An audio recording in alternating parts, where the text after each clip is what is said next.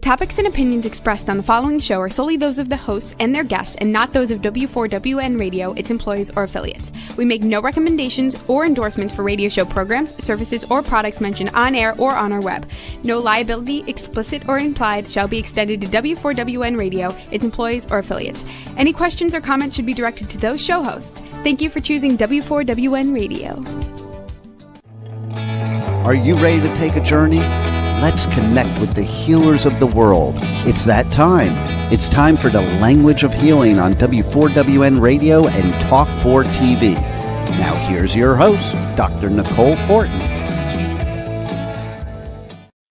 Hey, everybody. Welcome to the Language of Healing on W4WN.com, the Women for Women Network, and a few select awesome men, of course, because we make the world go round with our differences and similarities. Today, we're talking about how music and pop culture brings us together and how they act as the unofficial therapists of our life in times of joy, times of sadness, grief, anger, frustration, all of the above. We can find solace and release through things like coming together for music and all of the pop culture fandoms that we have around. Some of my favorites we'll get into, and we have a very special guest. Actually, today we have two legends in the industry, so I'm very excited to be having this discussion and conversation.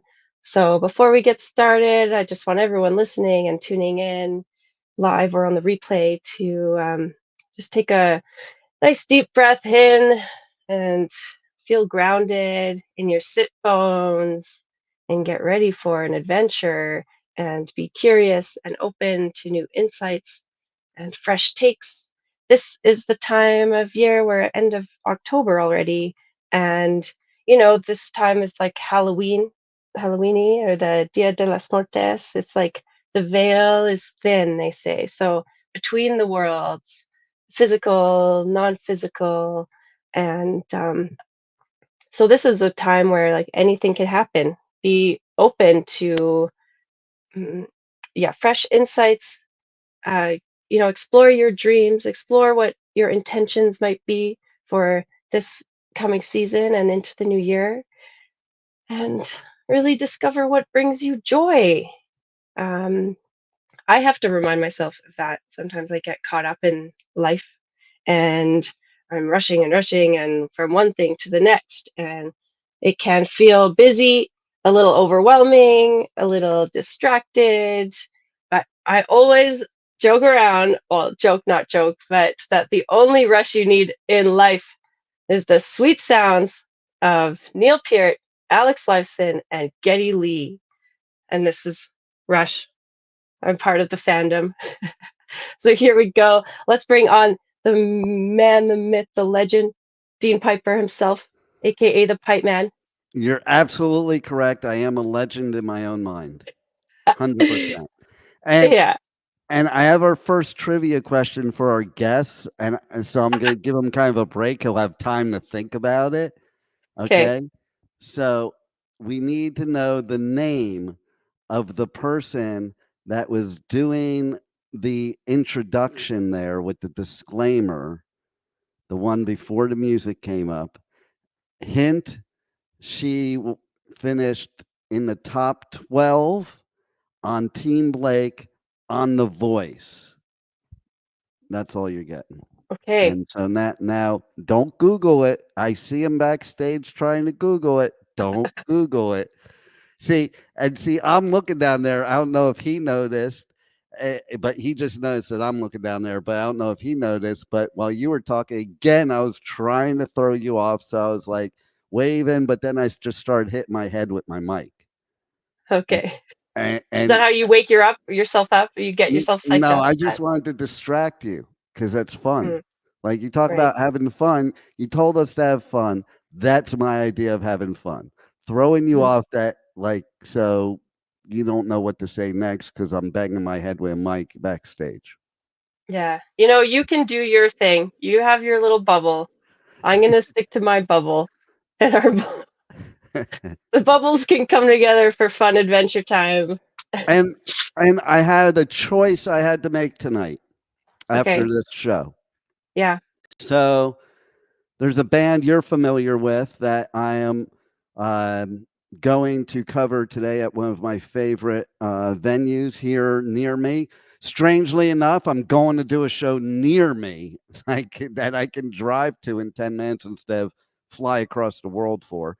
But it's at Respectable Street in West Palm Beach, and Silly Goose is playing there. Nice. And for those of you who don't know you got to check this band out. They crashed a Louder Than Life festival playing in the parking lot, and Danny Wimmer found, it was Rockville, and Danny Wimmer was sitting out there, just watch him, didn't bust him, just watched them. And then they played on one of the real stages the next day, and they've been in multiple Danny Wimmer festivals since, including Aftershock, including Louder Than Life. And then after I got on the guest list for that one, I noticed there was another show at the little amphitheater near me. It's the Abacoa. It's like the little town amphitheater. It's the same band that I saw as my first show coming out of COVID, like the first live show. And I remember it was at the same amphitheater. I'm like, why is this band playing at this amphitheater, especially right after COVID? Because I was standing backstage, looked through the stage. I'm like, yeah, I'm not going out there. It looks like a petri dish out there. Because it's hot and sweaty in Florida, and people were sandwiched up against each other. And the two bands that were playing should never be playing in a local amphitheater like that. Well, one of those bands is doing one of their final shows ever. And this is probably their final show ever in Florida for sure. Right here in my backyard. I'll miss that one probably unless I leave the other one and go. We'll see what happens. I might do two shows in one night. We don't know. But there's like 5 bands at the ones I'm playing at. So it's Sublime with Rome. So I have to be there. Sublime with Rome is doing their final tour, which ironically at the same time Sublime without Rome is touring. Okay. And so maybe that'll lead to some more trivia questions. I don't know. But yeah, Sublime's there tonight. Cool. And like literally, I told my brother about it. He's like, is it a paid event or a free event? Because a lot of times they have like the free tribute bands there at this amphitheater. And I'm like, no, it's a paid event, but I can guarantee you could just stand right outside the fence and hear it and see it perfectly. Because how they going to, I've been there before when they do that. How do you block people off? You can only block them from like the grass area, but you can't block the whole town. So why don't you bring a guest on now? Yeah, okay. Now that we gave a bunch of information that may or may not be a trivia question today. Okay. Don't know. Well, our guest, oh my gosh, I can't even, begin to rattle the pedigree of this man. He's just been involved in so many pedigree. We journalists. use that word in America for dogs, not for humans. Okay, I don't know if that's a Canadian thing, but just saying. A lot of credentials and a lot of experience. I don't know if I used that correctly, but I think it's he's a legend, definitely in the industry. The real McCoy, Cowboy McCoy. Would you say that somebody with a degree in traditional Chinese medicine, would you say they have a pedigree? I don't know. Okay, go on. Okay. Okay. Oh my goodness. Okay. No, today we have a great journalist and media specialist, the Alatoya of rock and rolla. Alatola of rock and rolla. Did I say that right? That word always messes me. Okay, let's bring him on. Heath McCoy. Hi, how are you? Hi. Pedigree. You said something about pedigree and a dog. I am a dog, so that's okay. That works. Well, there you go. And some may say so. I'm very impressed that we actually have a journalist on the show, because there are no such thing as journalists in 2024. So I'm very happy we have one. In terms of rock journalism, it's a dying art, that's for sure. Yeah. I think it's dying hard in all news because, like, it's not like journalism. It's like opinions. All these journalists give their opinions. I think you go back to times of like Walter Cronkite and Barbara Walters. It wasn't all about their opinion. It was actually factual. I don't know. I beg to differ about that. I don't know if we're here to talk about journalism, but yeah, I think that, yeah, there's a lot of opinion out there, especially in the age of the internet and social media and that sort of thing. But I know a lot of journalists that are still down on the boots on the ground, trying to tell. Yeah, they're not telling their opinions. They're telling balanced. They're trying to do their best to tell balanced accounts of whatever it is they're writing about. And yeah, see, I love that because I get notifications from X all the time that say breaking news, and they're just some schmo on social media that types in breaking news like he's a journalist. Yeah, it's polluted the whole industry, really.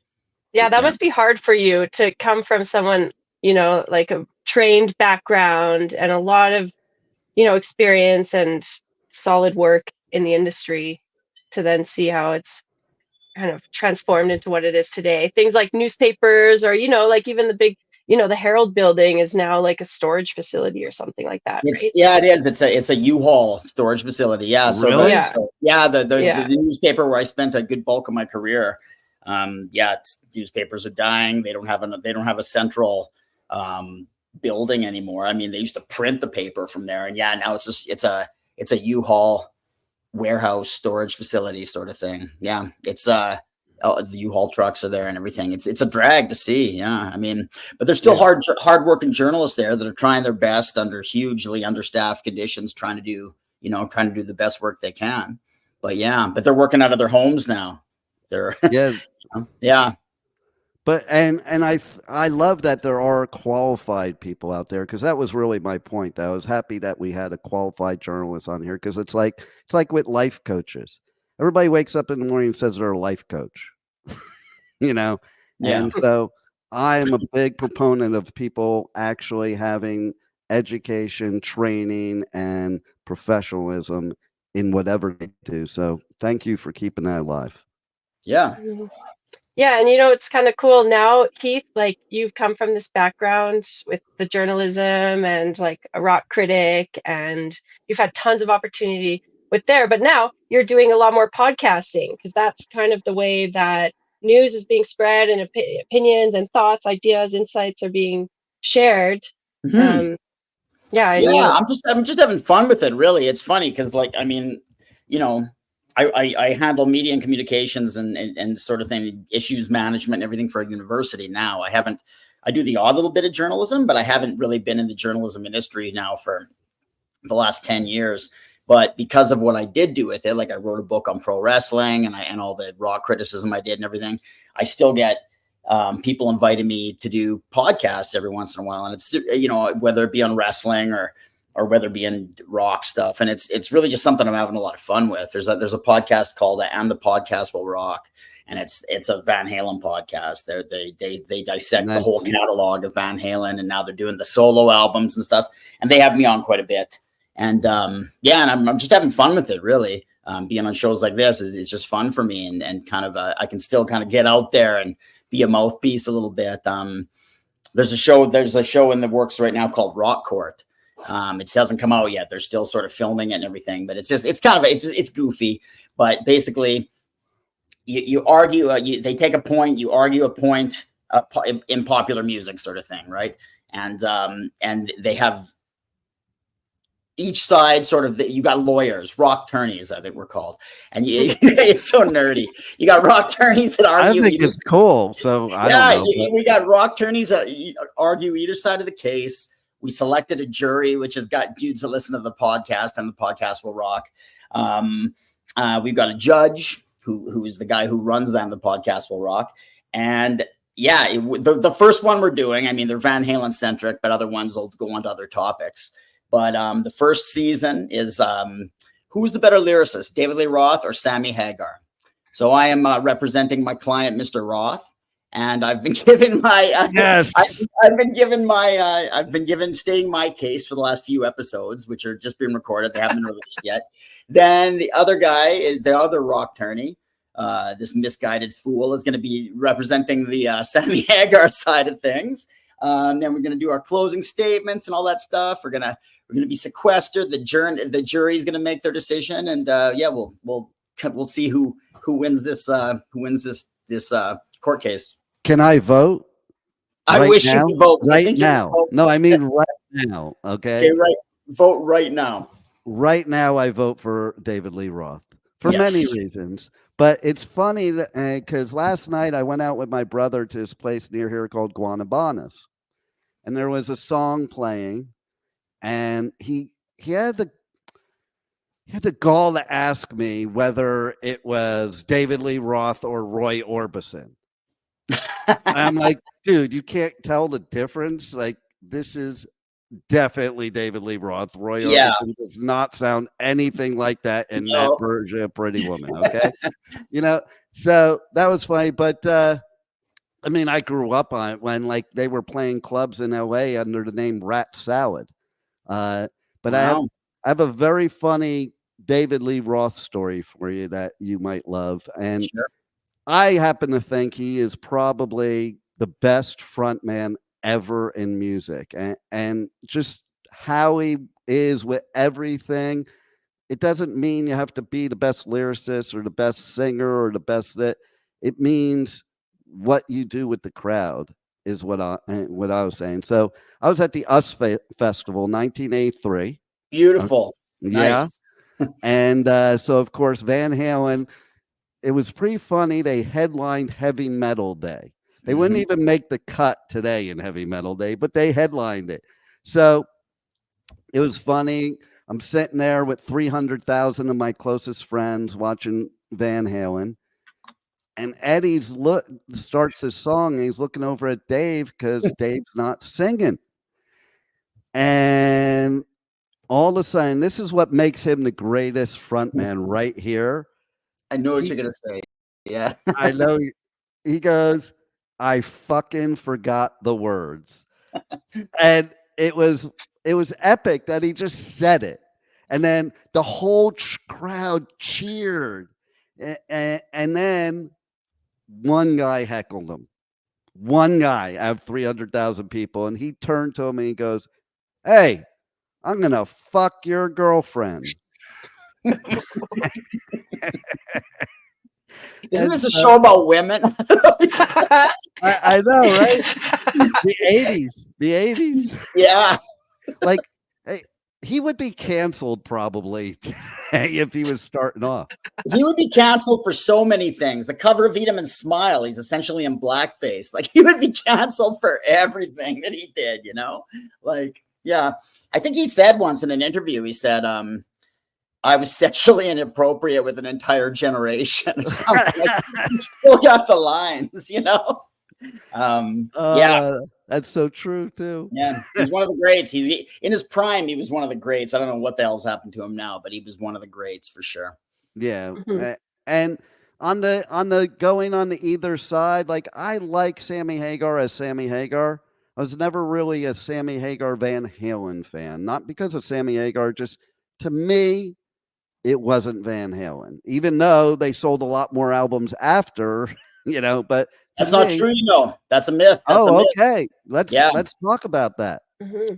They had more #1 hits with Sammy Hagar. They're more of a mainstream band. They had #1 albums, which they didn't have with Roth. They would have. 1984 got held off by Michael Jackson, and there was nobody that was going to overtake Michael Jackson. Right. The Thriller album. But if you look at like 2 albums alone from Van Halen, Van Halen 1, the first one, and 1984, they both went diamond platinum. So with over 10 million sold. They outsold the entire Sammy Hagar catalog just with those 2. Nice. I mean, they had 6. The original band had 6 albums as opposed to Hagar's 4. So you got to take that into account. Like, of course, they sold more. But even if you take those 2 records, they outsold the entire Hagar catalog. There you go. Yeah. Well, look at that. And I did go to that tour where they had both Hagar and David Lee Roth and did 2 sets. That was a trip. Yeah, that would have been a trip. Yeah, who won? Who was better in your mind?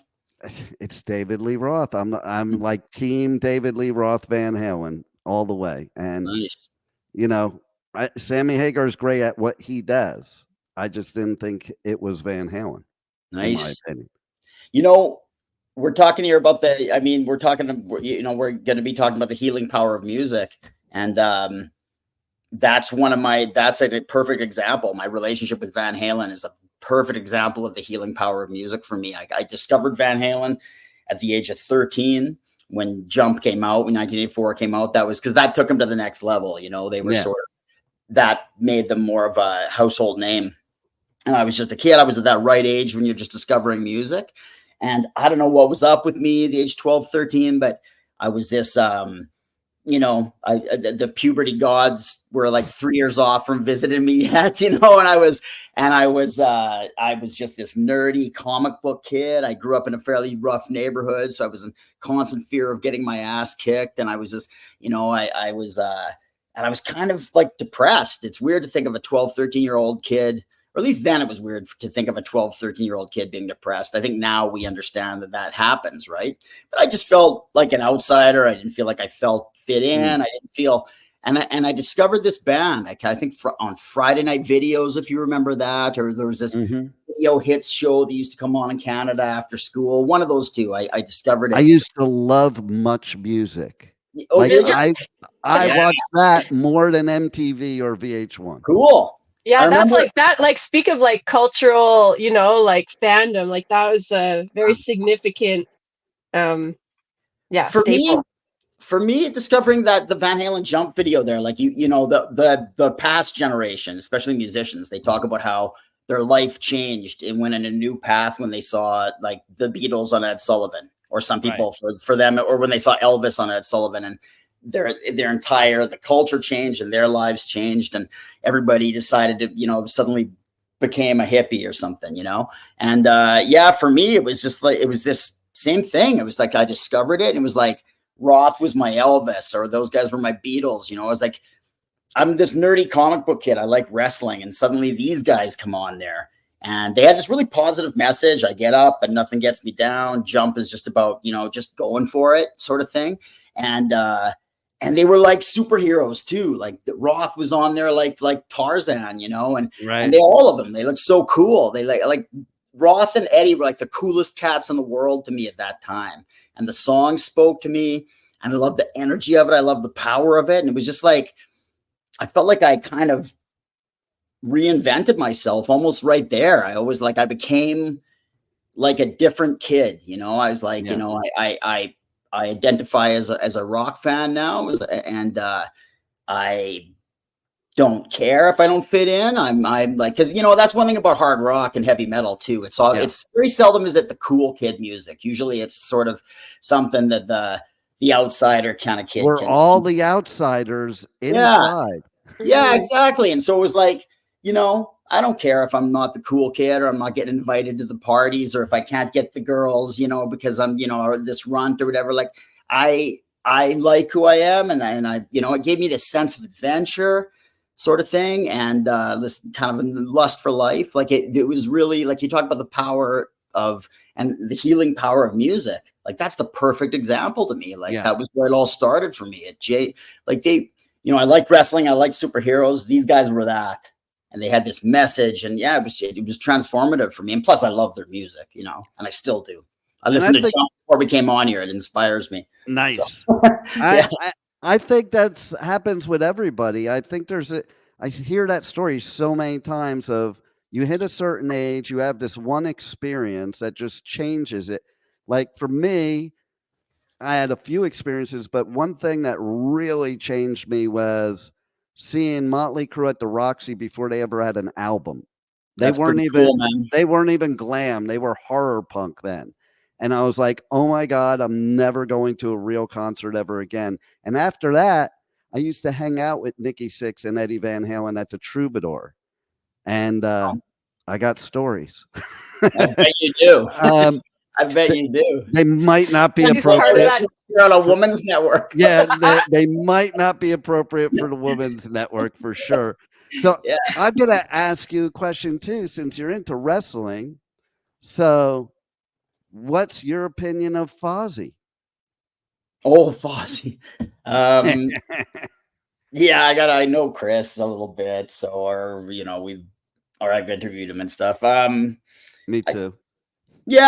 I don't mind them. They're fun live. I saw them live. There's something about, I don't love the sound of new rock music. There's exceptions. I love like the stuff Jack White does, White Stripes, and even his solo stuff. I love Queens of the Stone Age. I like Foo Fighters are a great band live. There's stuff that I like modern music, but there's something about hard rock, modern hard rock, a lot of, especially the more mainstreamy type stuff, which I think to a certain degree Fozzie's going for, like that. I don't know, that sort of Nickelback sound. Or I know exactly what you're saying. I think it's even just the way it's produced. Like it sounds so. I'm not a technical studio sort of guy, so I can't even describe why. There's something about it that sounds so samey. I'll tell you what I think it is, because I talk about it all the time. So you go to bands from back in the day, even if they were within the same genre, they used to sound like totally different. Like you take the big four of thrash, you would never figure them to be the same genre because they all sound very different. I think nowadays, a lot of times at hard rock and metal, there's this like algebraic equation, I call it, a formula that they use. There was no formula back then, so people were just creating and experimenting. Now there's a formula, and that does make a lot of them sound the same. And also the way the recording methods are today, right? Like it's just so digital and so Pro Tools, and even whereas back in the day, like you hear stories about the Beatles and all the experiments they did in the studio and everything, or even Judas Priest for the song United off of the British Steel album. And I think aren't they crashing something together or something to make that sound like right now that would be done on a computer basically. And, and it takes, there's some kind of vibrancy that's lost now, I think. And I don't, I like Fozzy. They're fun. I don't think the songwriting speaks to me that much or anything, but maybe it's not, like I say, a lot of modern rock doesn't speak, especially of that sort of vein, doesn't speak to me so much. Do you think as a journalist that maybe when people try to cross over from their main industry into a similar industry, that's what happens? Like, there's so many people that cross over from entertainment into music, and maybe they shouldn't. Some can, but maybe some shouldn't. Yeah, some can. Like give me there's examples of people that have done it all right, and musicians. I think Lady Gaga is a perfect example of somebody that does it all right. Perfect, good idea, right? Like she's a great actress, and I don't like. Yeah, there's certain Lady Gaga albums that I really love. I like a lot of her music. So, and she can cross genres. Like one week she's singing with Tony Bennett, next week with Metallica at the Grammys. Like so cool, isn't it? It kind of like reminds me of like a David Bowie or somebody like that. The way she can cross over different genres, and he reinvented himself. He worked as an actress or an actor at times too, right? Like I mean. Yeah, he was just sort of multi-talented like that, multifaceted. A lot of artists aren't, right? And speaking of healing, I think maybe that is part of their healing process. It is expressing their art any way they can. And sometimes maybe their main art isn't doing it for them anymore. So maybe they come over to a different type of art because it's new and fresh to them and it's healing for them. Because music to me is the best therapy there is for me, the listener, and for them creating it and playing it. Yeah, I think that they're like they might have that performance like personality, they could just, put on a good show or how to engage a crowd, or engage an audience. Mm-hmm. That's a skill that I think could be, I'm always there's a lot of musicians that wind up like they got I wouldn't even call it a side hustle because I think they don't do it as a hustle. I think they do it because they're genuinely passionate about it, and they paint on the side. Like they got their own art. Like Paul Stanley does it. I was just gonna say Paul Stanley. Yeah, Ron Wood does it, and I don't love Paul Stanley's stuff, for example, and maybe I haven't seen enough of it. Ron Wood's is okay. Again, I'm on a Van Halen trip here, but David Lee Roth, I don't know if you have checked out some of the stuff he does. It's fantastic. Like he's got a weird mind, and it comes out in his painting, and it's It's great stuff. I mean, yeah. So that is the key. What you just said there, a weird mind that comes out on the canvas. Because it's true. Any artist, it's the weirdness that comes out, whether it's the song, the part, the art, any of it. You or know, like 56 has become an author, and a very good one too, I think, you know, like, yeah. He was also a great radio show host. So like that's a lot of times those are two different personalities for sure. Totally. And Nicole, who Neil Peart became, like, he's a great literate guy, and he wrote, I read, is it called Ghost Rider, the first one? But and he had other books too, and I read only a little bit of Ghost Rider, but it's very good. He's a good writer, and it's not surprising if you look at his lyrics. Yeah. And he but he wrote a number of books, I think. You know, I think he's got like 6 or 7, you know. And then there's the whole like comic, you know, steampunk comic, The Clockwork Angels. Oh, right. Stuff that they did later. And that was a cool album, you know, on the Rush discography, because it's like the only one that's a story from beginning to end. You know, like I think as a creative person, it's good to evolve and grow and challenge yourself in different ways, you know. But I think that like a story from beginning to end. I was going to say, well, 2112, but no, that's actually only one side. That's the story on 2112. Yeah, like maybe 2112 as a song in itself is a story, but the album is like, but Passage to Bangkok has nothing to do with that story, right? So. I don't know. Or what is it, like Moving Pictures? Actually, some of it was, that's a really cool story. I was in Salem, Massachusetts, random adventure. That town kind of creeped me out a little bit. I was like, you think? I've been listening to a podcast about the Salem witch trials. I bet you there's some creepy vibes there. Yeah, I must have some like old, you know, burned at the stake past lives, because as soon as I land, we took this train from Boston, and then you arrive, and it's like Salem is on this hill, so you get off the train station, you have to climb this huge hill, so you don't even know what you're stepping into. You're just like, okay, I'm transported here. And then, you know, I was there for 2 hours, and it felt like an eternity to me. I couldn't wait to get out. But my friend and I went to this like old record shop, and you know, we're just like cruising around, and I found Moving Pictures, and I was like, oh, cool. Like, of course, anything Rush.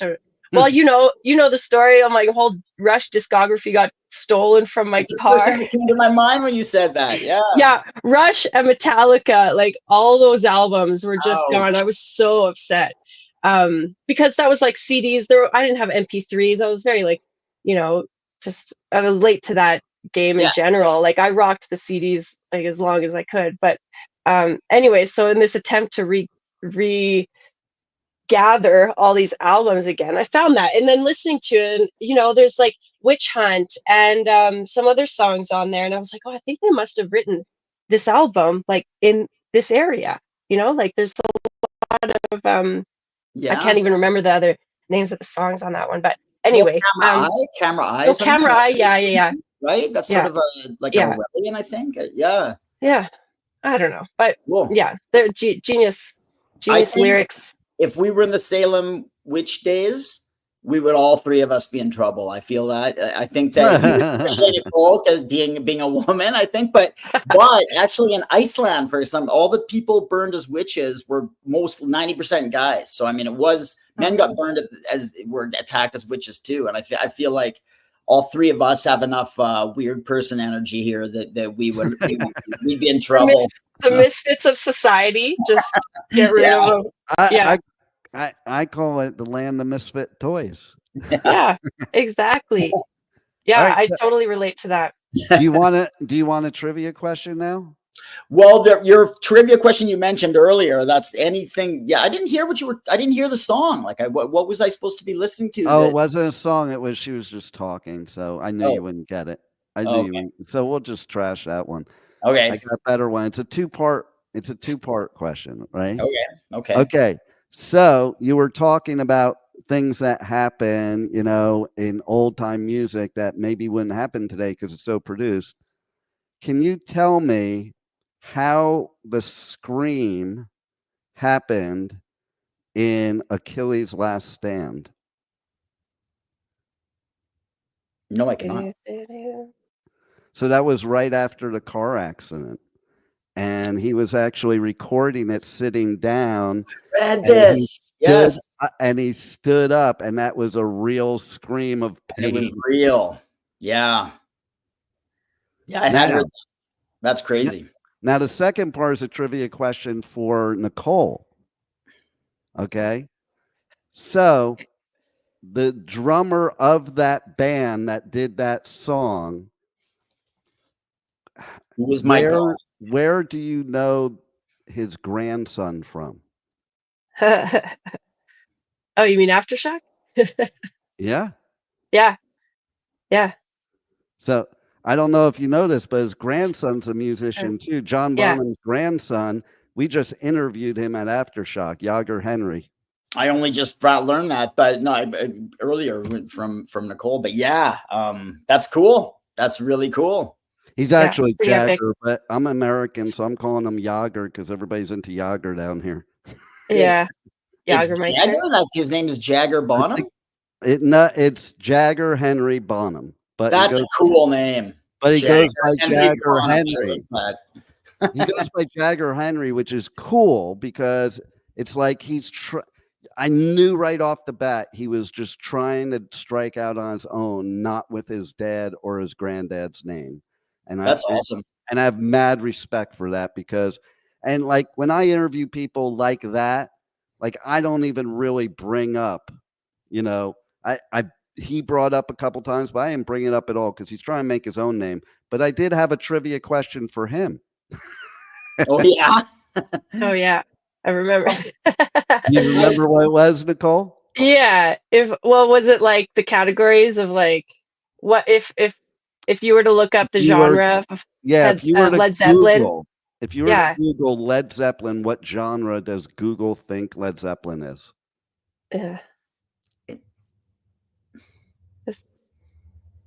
It's you probably got it, Heath. Well, no, not really, because I think if you did it back in the day before there was Google, I think it would come up as like hard rock or heavy metal but the heavy metal. Is it still? Does it still? It's listen, if you Google it, it says heavy metal, which is interesting. The reason I did Google it is because I had an interview with Carmine Apiece.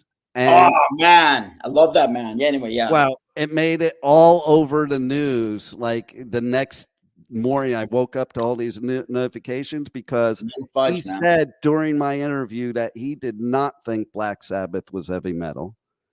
And we talked about other bands like Zeppelin. And so I started Googling them all. But he basically, that's what made it make the news.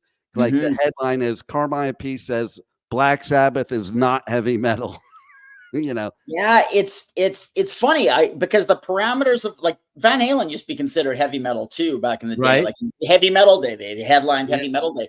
Today, when you think about heavy metal, like the parameters have changed, and most heavy metal fans today, modern heavy metal fans, would not look at Van Halen, and I don't think they look at Led Zeppelin either and think of them. No, I even look at Mountain. I even look at Mountain as the start of heavy metal. Oh yeah, or Blue Cheer, even like that, you know. But you know, the healing power drums, like because I'm a drummer maybe, but I respond, like I find a lot of healing in different drummers and the way they speak to me, you know. And Bonham is like, he's my god as a drummer, and I don't know, there's just this, that is a man who speaks to you with this, even when he's playing something basic like the beat of Kashmir or something like that, like that, or when the levee breaks or something. There's something about it. There's just a raw energy and a sexuality about him, about the way he plays, and I mean, it just makes me feel. It just makes you feel powerful or free, or it animates you somehow, you know. Like, and different drummers then turn me on differently. Like I'm a huge Who fan, and the way Keith Moon plays. Brings out inner like chaos, right? It's so funny. It's so funny you said that, because when you started talking about Bonham, Keith Moon came into my head. And I was waiting to say something about Keith Moon. And man, or Ringo Starr. Like, and it's a lot of it sometimes is the way they mic their stuff or whatever. But Ringo Starr makes me feel like warmth, you know. There's a warmth, like you listen to his toms on Come Together, and there's like a warmth to them, you know. It's like, and a lot of his playing, it's just he plays what's good for the song, but he's so creative with it, and with him it's like warmth, you know. I mean, just so it's funny that the way different, it's because I'm a drummer, I suppose, but different beats really. We might not have ever heard of the Beatles if Pete was still in the band. That's right. No, absolutely. Chemistry, right? Like bands have a chemistry. It's why, and even the chemistry changes. Like it's like when Black Sabbath got back together with Ozzy, and it's like it could never. And that album they did with Rick Rubin, it was okay, but they weren't going to recapture the magic, because like the dynamics have changed, right? And people change, and like suddenly Ozzy comes in and he's got the clout in the band because he's the guy who had the huge solo career, right? But back in the day when they recorded, like Ozzy didn't have that at all. Like Geezer wrote the lyrics, and Tony was the guy who was who was the riff machine, and they were the boss of the band. And suddenly Ozzy comes in there now, and you know, he's got Sharon, I'm sure, making sure he's got more money than everybody else, and he's got and he's just got more clout, and suddenly he can be like, well, maybe I want to write some lyrics, you know, and it doesn't translate the same anymore. No. Like there's a whole chemistry changes. Like band chemistry works at a certain time and a certain place and a certain mix of people. And then when that changes, there's a certain thing that's never going to be the same about it. And you're not going to fully recapture like that magic. You might get new magic, but you're not going to recapture that initial magic, you know. I kind of look at Rush a little bit that way, because unpopular opinion maybe, but anything after Moving Pictures I don't like. Oh, really? Like, because you know, I don't know, because they changed who they were in a lot of essence, probably. And very much. When you're used to somebody, like I started off with Rush with like Bastille Day and the original stuff. Yeah. You know? Yeah. And so I think that's true of a lot of bands for me. Iron Maiden, same thing. You know, totally Iron Maiden. Yeah, Bruce is great, but Killers is the best Iron Maiden album of one of the best metal albums of all time, in my opinion. You know, well, I gotta. When it comes to Rush, I see what you say. Like, there's certain eras of Rush that speak to me more than others, for sure. But I always respect them. Like, I always there's hardly any Rush albums, and I'm like, I don't like what you did at all. Like, I always sort of respect, even if it's not the album I'm going to return to. Like, I'm always respecting what they did. They always had that integrity about them. But yeah, they did change their sound, you know. Well, as soon as they added the synthesizer, to me, it wasn't the same Rush. You know what? Oh, one of the things I want to say, healing power of music. Like, my wife passed away years ago, coming up on 10 years ago now, actually. She got cancer. But I remember, man, when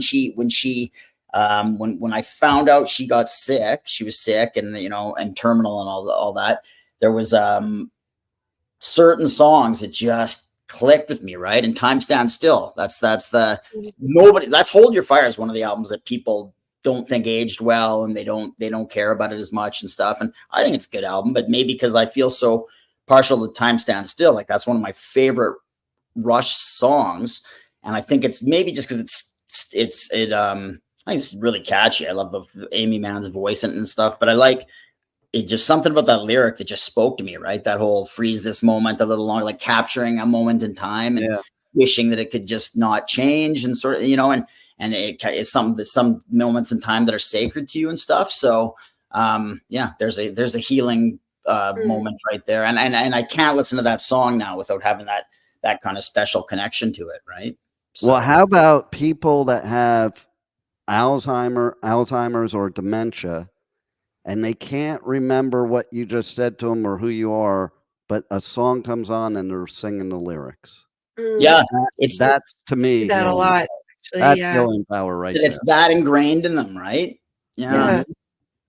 Yeah, I think that it actually must change your chemistry or something. You know, you really form a connection with it when it resonates with you. Maybe there's different times in your life, gives you certain feelings too. Yeah. Like, and certain things that go on, like Nicole knows I went through something very, very bad recently, and my way of curing how I was feeling was going into the Slayer mosh pit.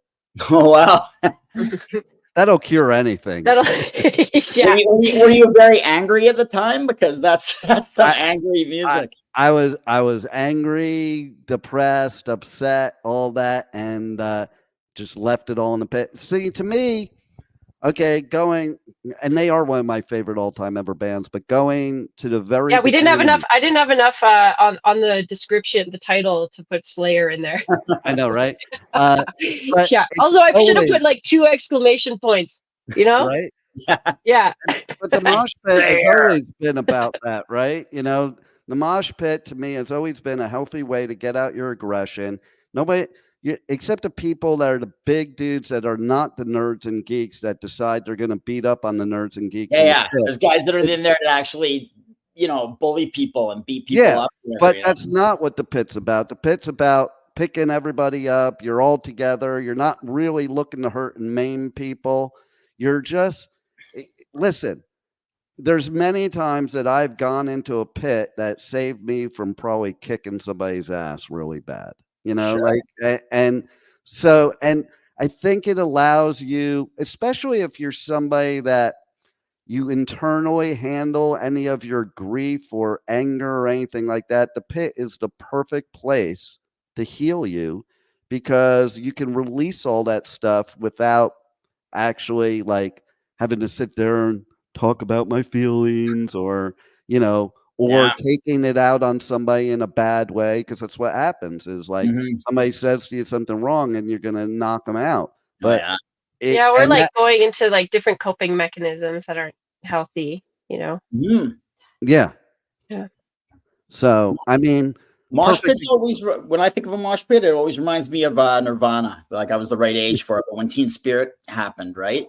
And I remember that there was something so cathartic, and you're in your early 20s or whatever, and that's a tumultuous time in your life. And I think I was a huge asshole, but I remember just like one way of getting stuff out was just like being in that mosh pit, and like listening, being in that mosh pit to Teen Spirit, and that energy that came off that band on that album, Yeah. And my first mosh pit was Gob. Oh wow. Yeah. It was some good old Canadian. Well, it definitely is interesting that you go into that mosh pit and you don't feel more anger or more depression. You feel more excitement and more adrenaline and more fun and feeling good and euphoria. It's better than any drug anybody could ever take, in my opinion. I agree. Like being at a live, like that was a really hard thing about COVID when all that shut down, because like live music and shows is such an outlet for me. I study hard, I work hard. Yeah, like for everybody, right? But like, yeah, it was such a significant piece that was missed. But I feel like I don't need any extra substance. Like when I'm there, I'm like just totally euphoric and and that's why I think people got so angry and assholes to each other and attacking, because he had 2 years of no live music. There was nothing. Yeah. I don't care what genre you're into, it's a release.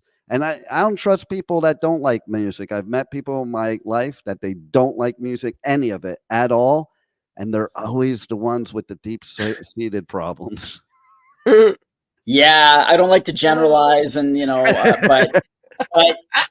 but I mean, yeah, and there's people that just, for them, music is just wallpaper, right? Like they like music, kind of, they vaguely like it, but they just like it in the background. They can never tell you who's playing or anything about it. But there are people that just, somebody that doesn't like music, that's hard to relate to, hey? Like, really? Not to like any music, like not one song ever hits Nothing you. speaks to you. Like you're a sociopath then. You have no soul. Yeah. Do you ever have music that when you first hear it, you don't like it? Like something about it doesn't Back in Black. It doesn't work. Yeah. Back in Black. But if like circumstances in your life change and then suddenly something tweaks with you, like for me, Beck Sea Change. I had this buddy when Beck Sea Change came out, and he was like, you know, sad over a breakup and everything like that. And he was listening to this album, and I'm like, this album sucks. It's so dead ass and depressing, and I hate it, you know? And then I remember when I was going through some stuff in my life, like 10 years down the road, I remember one night I kind of thought, yeah, my buddy liked this album and I'm just going to stick it on and you know, and drink some scotch and just be alone with my thoughts a little bit. And I'm like, holy shit, this album hits me completely different now. It's like, and I've got such respect and love for that album now, although I don't return to it because I still have those, it still brings up those raw feelings, right? But I went from hating the album and thinking it was just this awful album to like really like appreciating it now, you know? Yeah, sometimes things are so progressive that you have to come around. It's like it's too much in the future, you know? Yeah, maybe it can be. And how about those bands that you don't like until you see them live and the feeling they give you live? There's a lot of bands like that. Tragically Hip for me. Oh yeah? Yeah. For me, and this is embarrassing to admit, probably. But like Coldplay, everybody liked Coldplay. That's a guilty pleasure. I'm like, they were on Saturday Night Live. These guys are such geeks. I thought they're just terrible. I remember the singer Chris Martin. He went on. I don't know. I remember he did an interview on their first album, and he was still a virgin. He's like in his early 20s, and he's still a virgin, and that's fine. There's nothing wrong with still being a virgin. But I just thought that so speaks to your music, because your music is so sexless and you know, it's just there's no passion or lust to it or anything. And then I saw them live, and they're actually a really good live band. Like they really bring something, this communal thing out when you see them live. And I still don't love Coldplay. I'm not going on the record as being a Coldplay fan here, but I did have a new appreciation for Coldplay after seeing them live. Like, did you see them on Saturday Night Live recently? Because they had two super hot women that made them sexy. Yeah. It's hard to make Coldplay sexy. Even live, they weren't sexy. But they did like have this kind of powerful thing that they really galvanized the crowd in a cool way, you know. And they had a lot of energy live. Yeah. So Nicole, we're like even past time. So I know. What time do you guys usually go until? Yeah, we got 50 minutes. But that's okay. I own the network. I can make an exception here. Yeah. Well, okay, Heath, I have one. This was like an interesting thing. When we were at Aftershock, I went down with some friends from Calgary, and one guy, he wore a Bret the Hitman Hart shirt, and it was like had like the Hitman logo, but like Bret the Hitman Hart. And he said that he got the most comments on that shirt, because people love, like, they may or may not know Stampede Wrestling or the Hart, like, but I mean, it's iconic. And people know the Hart. He's the most famous Calgarian of all time. Yeah, for sure. Like around the world, people hear Calgary, they're like, oh, Bret the Hitman Hart. Yeah. Okay, so you're such an expert on that realm. We do have to wrap up, unfortunately. I knew this time would go by so fast. Maybe we'll have to have you back just to talk about Stampede Wrestling and your, more adventures. Right now, he needs to give out all his like socials or whatever he wants to contacts. Do you want people to reach out to you? Yeah. Sure. Yeah. Do you want them to know who you are?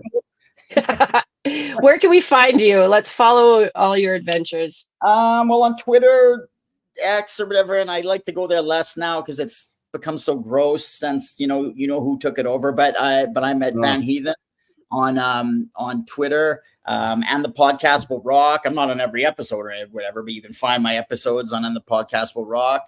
Buy my book, Pain and Passion: The History of Stampede Wrestling. I meant to have that up here. Okay, we'll put some links. Yeah, your book, your podcast. You were also on Rush Rash. Yeah, I was on Rush Rash. Do you hear it yet? I love it. Yeah, really cool. They're cool. That's a cool show.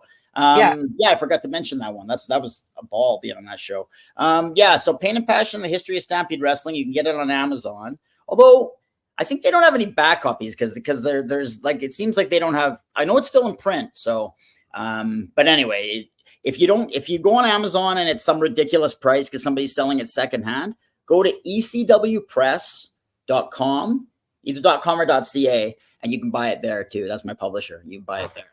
So okay, yeah. Cool. Well, we'll include some links and so people can reach out because your work is awesome. You're awesome. Yeah, thanks so much fun. for joining us.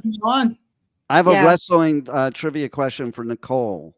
For Nicole, so you can wrestling fan. Oh God, you can sit back and laugh.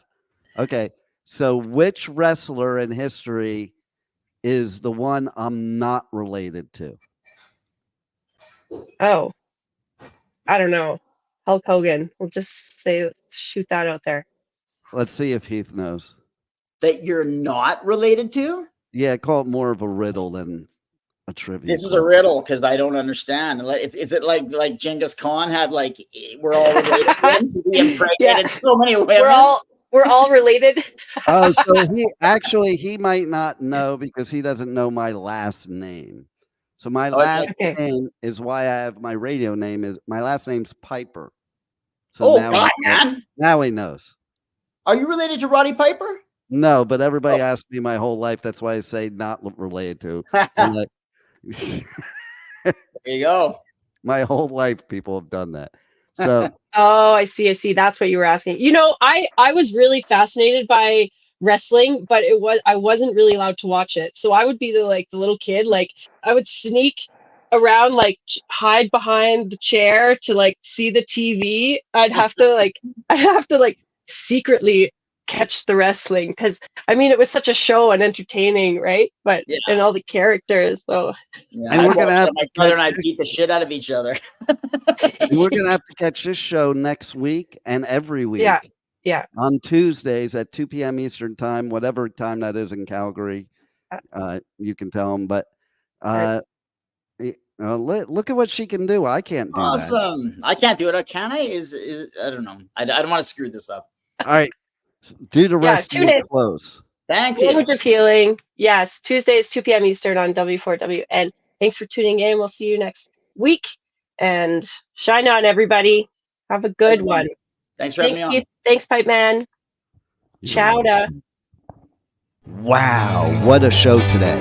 And the journey does not stop here. Come travel the world with Nicole every Tuesday at 2 p.m. Eastern Time as together we become more fluent in the language of healing on W4WN Radio and Talk4 TV.